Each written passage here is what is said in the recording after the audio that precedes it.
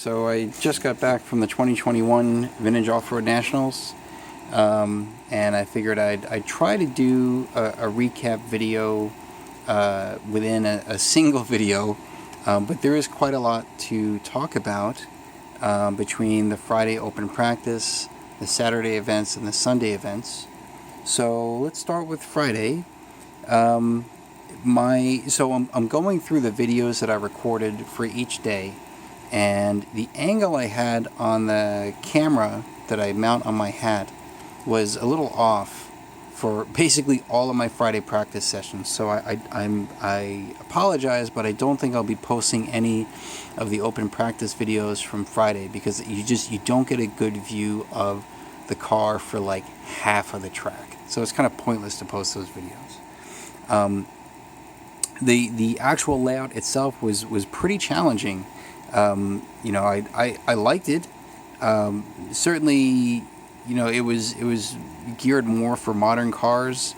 Most of the layout actually I didn't have an issue with. There was a section on the back stretch where you had a single into a tabletop that you could sort of clear from the single, and then a double after that. So it was more like a double-double.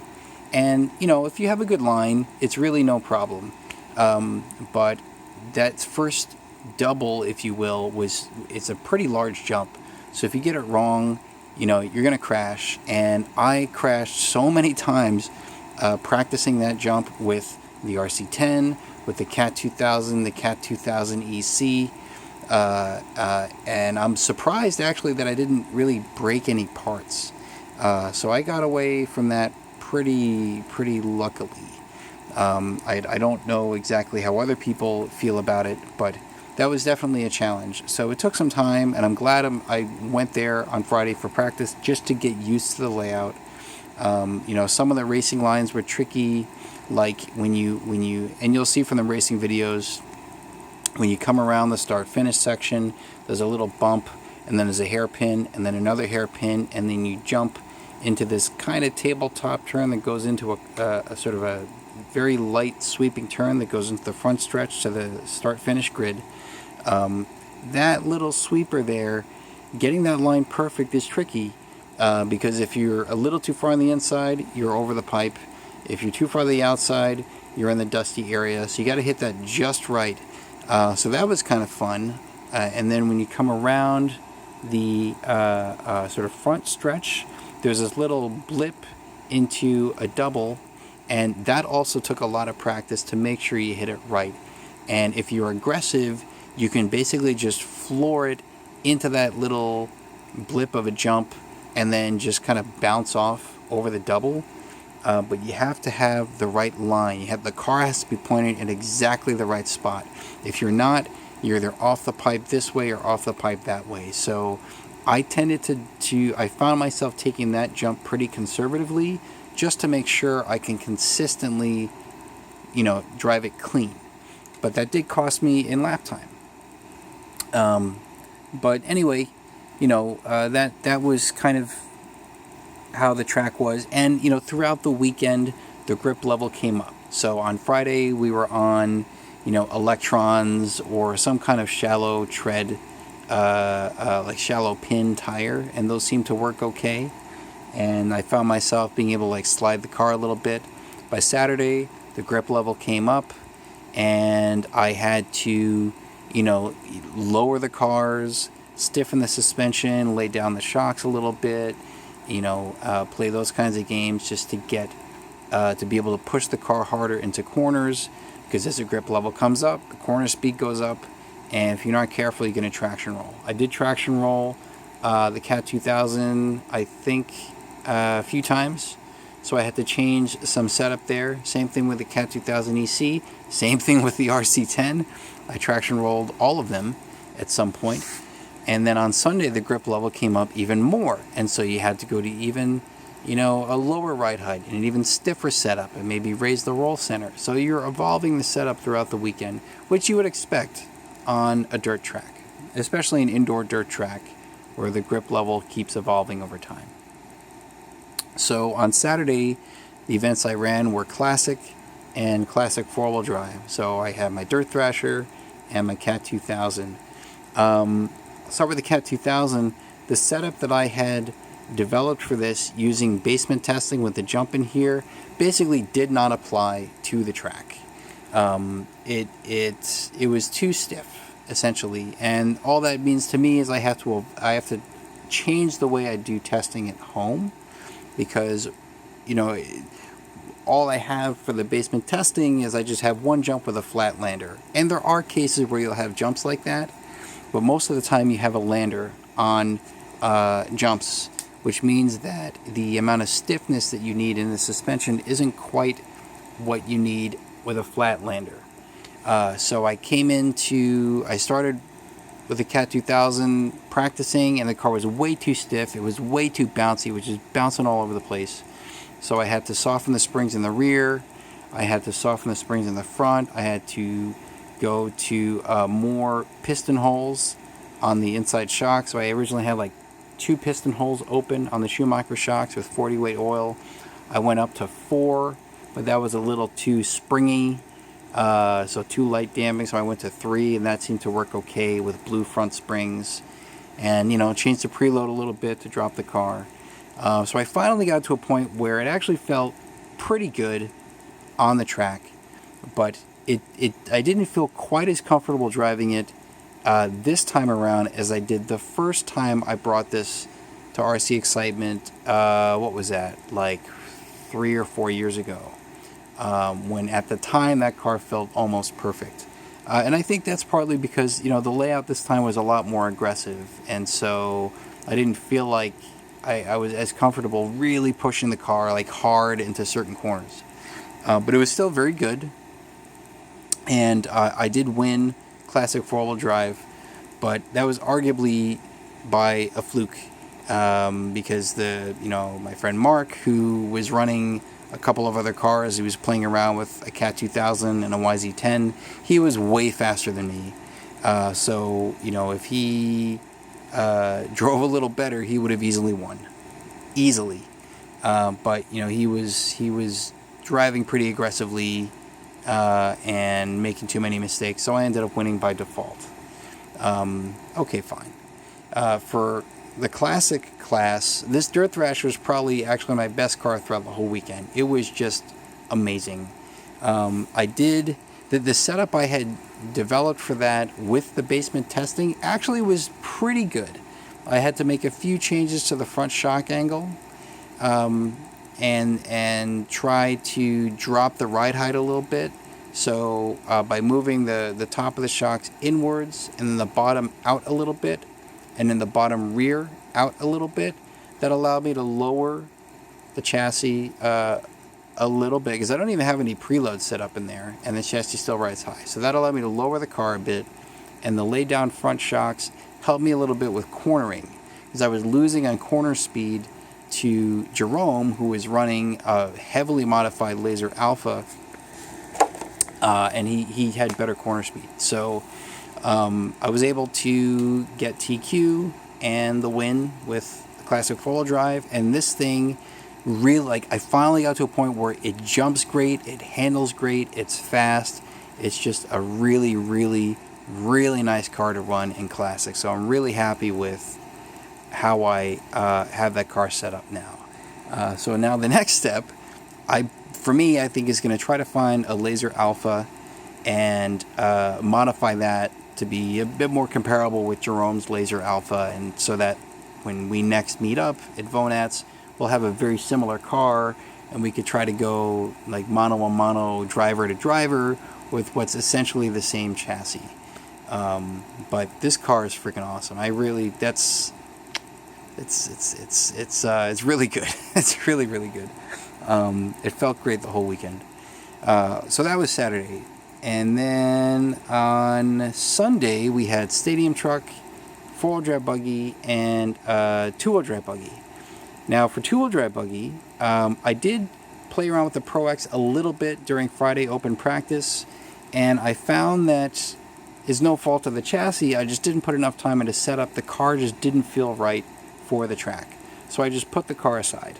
I wasn't going to try to, spend too much time on it, because the RC10, the Tekin RC10 already felt much better So I figured I'll just focus on that and focus on perfecting that setup rather than starting from scratch with the Pro X. So this is going to have to wait for another time. So the Tekin chassis, in open practice on Friday, it was better because it was lower grip, and I found that I could sort of slide the car a little bit around corners, and the active link suspension allowed me to slide the car without spinning out, because the rear would grip more than you would expect it to for a mid-motor car. So it took some getting used to, but once you get used to it, it was actually really nice, and it drove really nice around the track.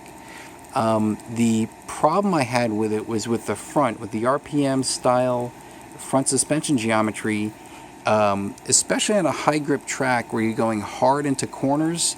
And you'll see this a little bit in some of the videos when I post them. Going around the front stretch to this little sweeper around the first corner, the car tends to lean to the outside to the point where the inside rear wheel will pick up. And if you drive it too hard into the corner that way, the car will lean so much it'll roll over. So then I had to stiffen the front and lower the chassis as much as I reasonably could while keeping some jumping performance to keep the car from bottoming out.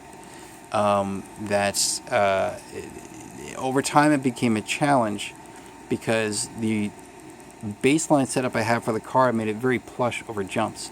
But as the grip level came up over the weekend, I found the car to be much more difficult to drive, to the point where by the third qualifier, I had the setup I have on it now, pretty stiff springs up front, ride height's kind of low, and I was able to put together a clean enough run to supplement my second qualifier run to get TQ, which really surprised me. I hadn't gotten TQ in the two-wheel drive event at VONATS for several years, so I was very happy to do that. But in the mains, I basically threw it away through a combination of nervousness, because my friend Chris, who is a significantly faster driver than me, he's a local to RCE, I was expecting him to get TQ and to win the race. And he would deserve to do that given how fast he is. So the fact that I got TQ is basically because he had too many troubles in the qualifying rounds, and he ended up qualifying 6th in the A main. So I knew he was in the A main. I wasn't going to get a default win, and he was going to be gunning for me, and that made me a bit nervous. And so I had my first few laps were okay, and then I made an error, and then I had like a lap where I made like 3 errors at different corners, and by then the race was just gone for me. But even putting the nervousness part aside, the grip level was so high that it became difficult to drive that car. Over the jump sequence on the back stretch, I had to land it perfect, otherwise the car would slap the ground. Same thing on that little double shortly after the start-finish grid. Same thing. If I didn't land it right, it would slap the ground. In the corners, because of the active link suspension and the way the car was set up, I didn't quite have the rotation that I wanted. So instead of being able to rotate the car like you would see a lot of rear motor RC10s doing that were set up correctly, here I had to drive hard, brake, and then turn the car around the corners, and that was costing me a little bit of time too. So it was harder to drive the car in the mains, and the nervousness, I threw it away, which I really, normally I might feel really upset about that, but I've done enough racing that it doesn't bother me too much. The car was otherwise a very interesting experience. I also won Best Build with that, which was really exciting. But looking back, comparing that to my Kyosho Rampage Pro E, the Kyosho is a better car. Especially on those higher grip conditions, it behaves more predictably like you would expect from a mid-motor car. I could, for instance, remove the active link suspension to free up the rear end a bit, and maybe put on just a standard RC10 front geometry to make it lean less, in the corners. But as it is right now, surely the Kyosho is a much, much better vintage mid-motor two-wheel drive buggy. So I'm thinking next time I go, I'll certainly take the Kyosho Rampage Pro E, and I'll probably bring the Pro X with me as well to try to play around with the setup on that. Stadium truck was my best stadium truck year in quite some time, so I decided to take a bit of a risk and bring the Outlaw Rampage Pro E, thinking that I might have a bit more of a difficult time with this than with my Pro XRT, given how that truck was for me last time and the improvements I've made to it since then. But this truck was actually really good. Even as the grip level came up, and despite the fact that this has kind of a higher ride height than the Pro XRT, it was great. The whole, like all qualifying rounds throughout the mains, it was a fantastic truck. I'm just not a fast enough driver to keep up with Chris Christo, who once again, he had a RC10T, super fast in stadium truck. There was no way I was going to beat him, but I qualified second and I finished second in the mains, so that's as good as I could hope for given who I was up against. So really, really, really happy with the Rampage Pro E, or the Outlaw Rampage Pro E. That was just great. I'm really happy I brought that truck. It was great all weekend. And so between, like, that's probably, the second best chassis among the ones that I brought in terms of how well the event went for me. The best one being the Dirt Thrasher. Would I bring this again next time? Possibly. I have to decide between this and the Pro XRT, and whether or not maybe I want to bring an RC10T, given how many people were running it and how those trucks were looking on that track for that kind of layout with that kind of grip level. I'm thinking, okay, maybe I can make my RC10T work on a track like that, despite the fact that when I do basement testing, it slaps the ground all the time. So we'll see. We'll see if I bring this back again, but I'm really happy with that. Four-wheel drive buggy, Cat 2000 EC. Extremely nimble car. Like, I already knew it was nimble, and then you put it on a track like that with high grip, coming off of the track with like a stadium truck or a two-wheel drive buggy, thinking those are nimble, and you get on the track with this thing and you turn in just a little bit and it just darts into the corner. And by the way, I had the same kind of problem with the Cat 2000, so I had to turn on both of them the steering exponential down to like minus 70%, just so that I could reduce the sensitivity of steering input off center. So that took some getting used to, but very good car, well balanced. It jumped better than the Cat 2000.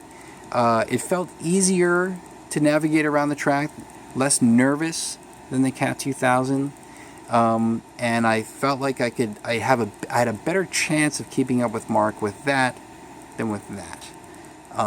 But even still, he kicked my ass, because he brought a Losi Triple X4 for the four-wheel drive event, and he drove a lot cleaner and a lot better for that event, and he did really well. And I qualified second.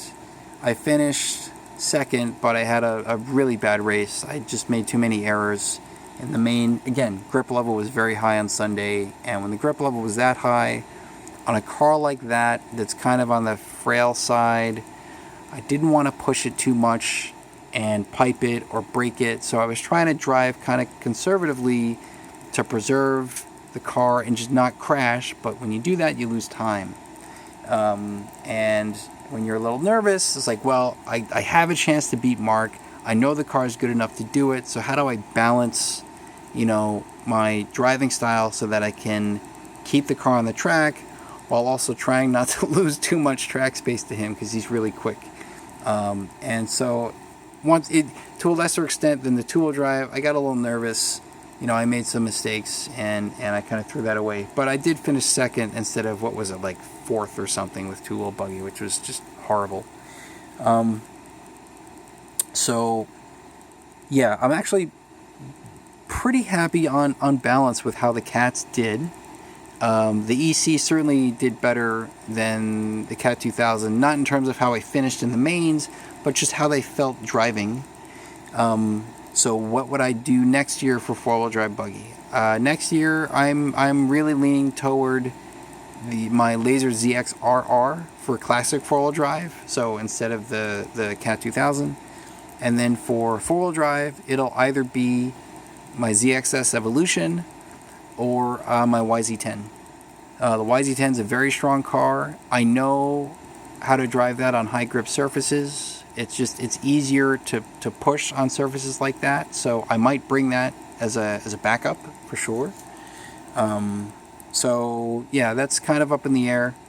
I'm kind of thinking if the grip level is that high next time, and if the layout is that aggressive next time, then maybe the ZXS Evolution could be too risky, because that's an expensive car.